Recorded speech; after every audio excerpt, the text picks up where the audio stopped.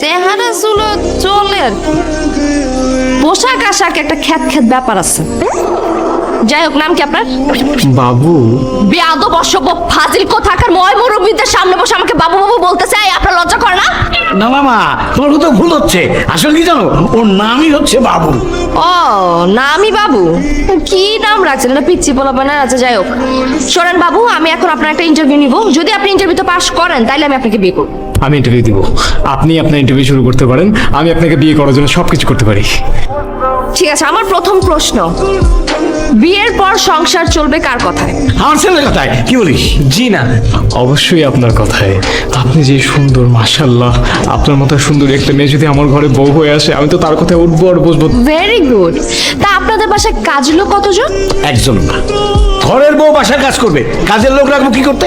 আপনার কথা শুনে মনে হইতেছে আপনি বাসায় না কাজের লোক নিয়ে যাইতেছেন, আপনার ছেলের বউ নিয়ে যাইতেছেন না। সরি বাবু। আমাকে বাবু বলার জন্য থ্যাঙ্কস। আপনার নাম বাবু, এই জন্য আপনাকে বাবু বলে ডাকছি। মিস্টার বাবু, আপনি ইন্টারভিউতে ফেল, আপনি এখন আসতে পারেন। আরে না না না না না, আমার বাবা তো না বুঝে বলছে। আব্বা, ইন্টারভিউ আমার চলতেছে, তুমি কেন মাঝখান দিয়ে কথা বলতেছো?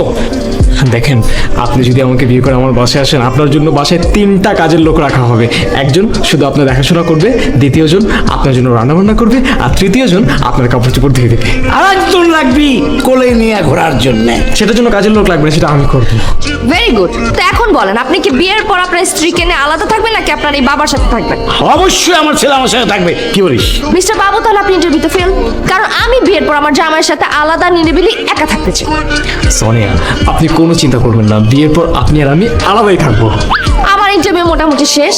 আমি অত্যন্ত আনন্দের সহিত আপনাকে জানাচ্ছি যে আপনি ইন্টারভিউতে ফেল করছেন।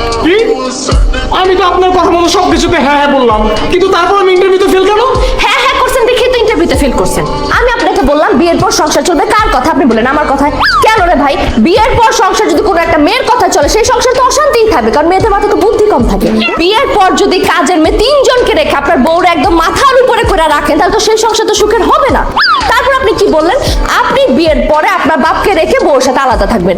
যেই ছেলে বউ পেয়ে বাপকে ভুলে যায়, বাপকে রেখে বউর সাথে আলাদা থাকে, সেই ছেলে বিয়ের পর বউকে রেখে তো অন্য একটা মেয়ের কাছে চলে যেতে পারে, তাই না? দেখ মা, এই মানুষটাকে আমার চোখের সামনে থেকে সরাও, আমার ওনার দেখতে ইচ্ছে করছে না। প্লিজ আপনারা বেরোন। এই যে এখনো দাঁড়ায় আছেন কেন? ছেলে কেন জানে কেন দেখে?